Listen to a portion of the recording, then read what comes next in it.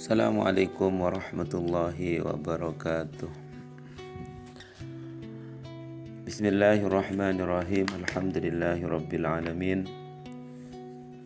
Allahumma salli ala sayyidina Muhammadin wa alihi wa sahbihi wa sallim. Amma ba'du. Kaum muslimin dan muslimat rahimakumullah. Di dalam bait yang ketujuh, Syekh Ahmad Al-Marzuki berkata, wa qaimun gani wa wahidun wa hayy qadir muridun alimun bi kulli syai'. Wa qaimun, dan Allah itu adalah Ad-Dat yang tidak butuh pada selain Allah. Ghani, Allah itu Dat maha kaya.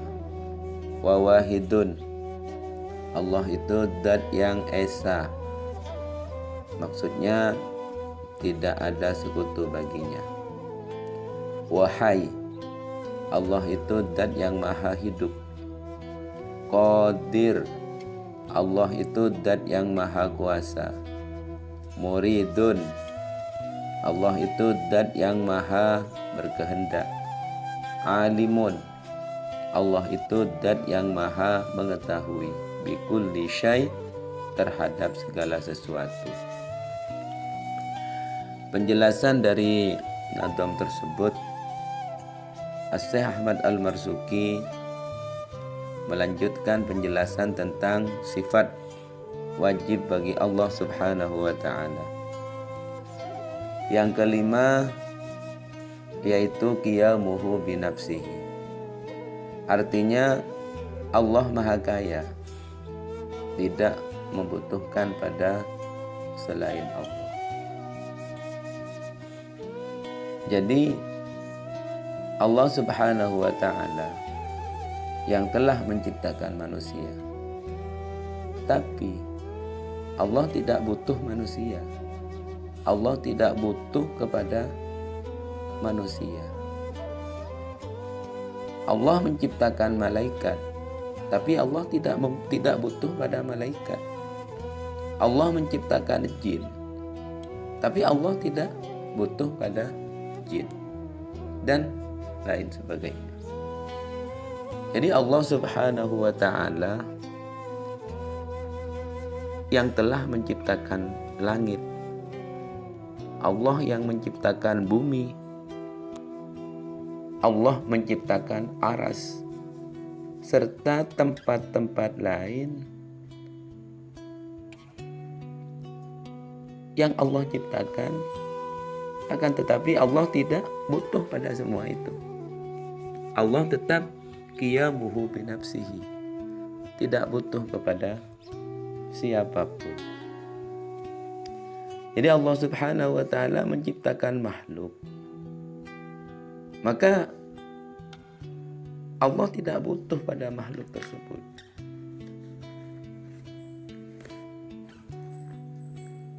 Jadi Allah menciptakan makhluk, hanya makhluk itu untuk menyembah Allah. Tapi seandainya makhluk tidak menyembah Allah, tidak mengurangi terhadap kekuasaan Allah Subhanahu wa ta'ala. Dalil nakli dari sifat qiyamuhu binafsihi adalah surat Al-Imran ayat 97. A'udzu billahi minasyaitonir rajim. Fa innallaha ghaniyyun 'anil 'alamin. Fa innallaha, maka sesungguhnya Allah itu ghaniyyun, maha kaya. Maksudnya tidak membutuhkan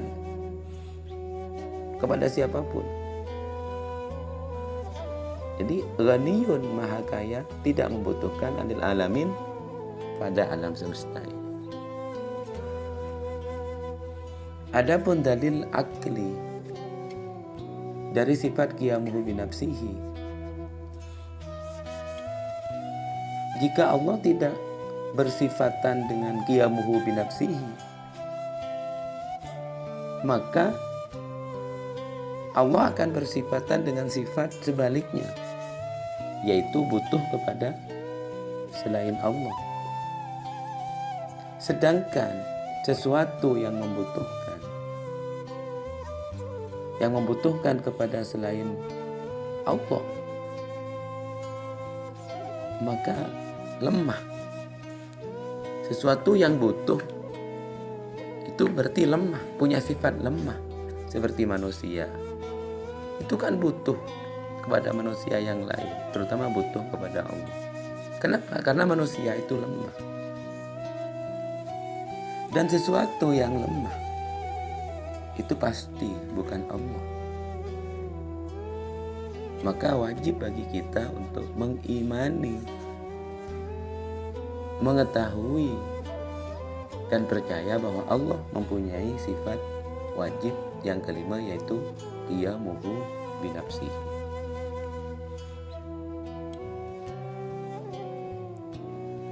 Yang keenam,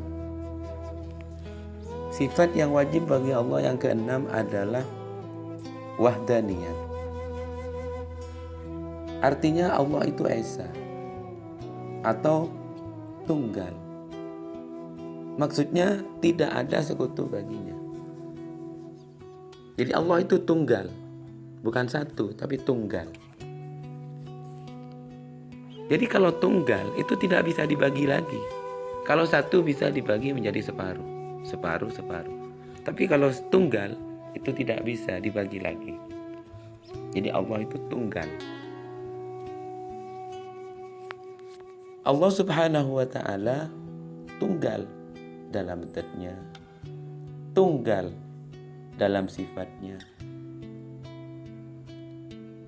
Jadi maksudnya zat-Nya Allah itu tidak serupa dengan zat-Nya makhluk.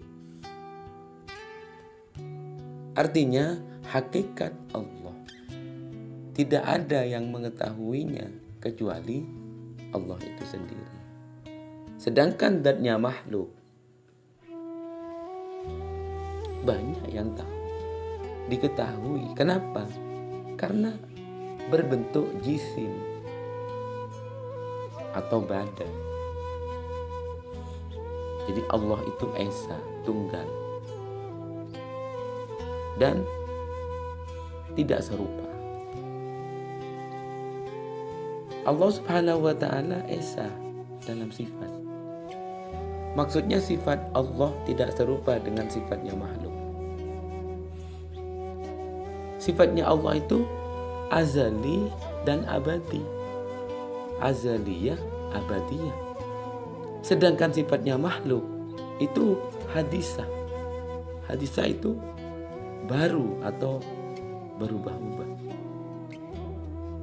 Kalau azaliyah itu tidak ada permulaannya, abadiyah tidak ada pengakhirannya. Itu sifatnya Allah. Kalau sifatnya makhluk itu hadisah, jadi berubah-ubah. Allah esa dalam perbuatan. Maksudnya perbuatannya Allah tidak serupa dengan perbuatan makhluk.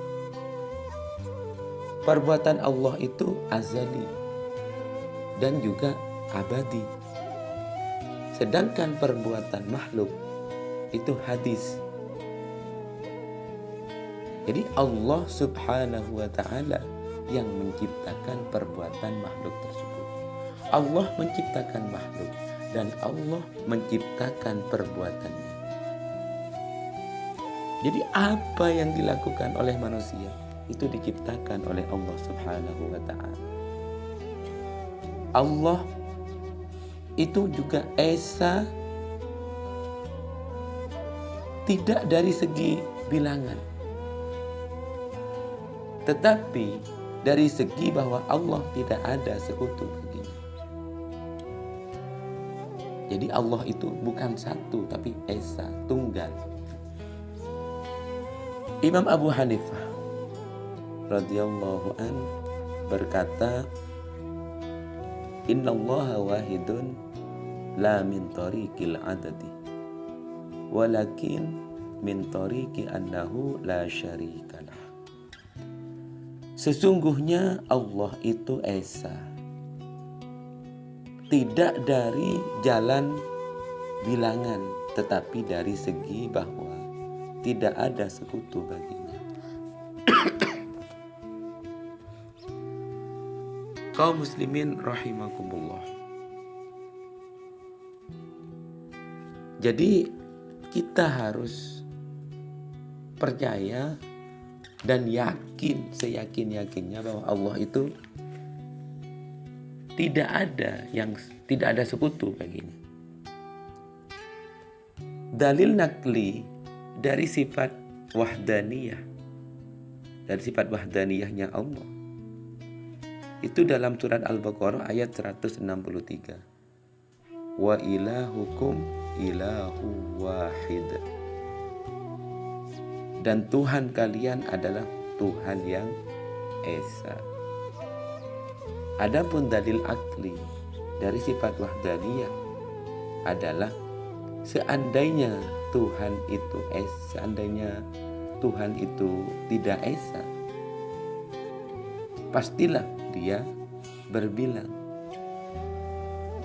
Seandainya Allah itu tidak esa, maka berbilang, bisa 1, bisa 2, bisa 3. Dan apabila Allah itu berbilang, maka alam semesta ini tidak akan ada.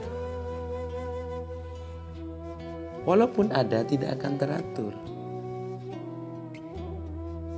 Tetapi kita sudah tahu bahwa faktanya alam semesta ini ada dan sangat teratur. Maka sudah pasti dan yakin bahwa Allah itu esa. Yang ketujuh, dari sifat wajibnya Allah itu kaunuhu hayyan. Artinya Allah itu disifati dengan sifat hayat atau hidup. Penjelasan ini nanti bisa di bed berikutnya. Yang ke-8 itu kaunuhu qadiron. Artinya Allah itu disifati dengan sifat kudrat, kuasa. Yang ke-9 kaunuhu muridan. Artinya Allah itu disifati dengan sifat iradah, berkehendak. Yang ke-10 kaunuhu aliman. Artinya Allah disifati dengan sifat ilmu, mengetahui. Para jemaah kaum muslimin dan muslimat rahimakumullah. Dan kita wajib sebagai orang Islam itu wajib mengetahui dan hafal terhadap sifat yang wajib bagi Allah. Yang pertama, wujud, qidam, baqa, mukhalafatu lil hawadisi. Kemudian qiyamuhu binafsihi, wahdaniyat, qudrat, kaunuhu qadiran, kaunuhu hayyan, kaunuhu muridan, kaunuhu aliman.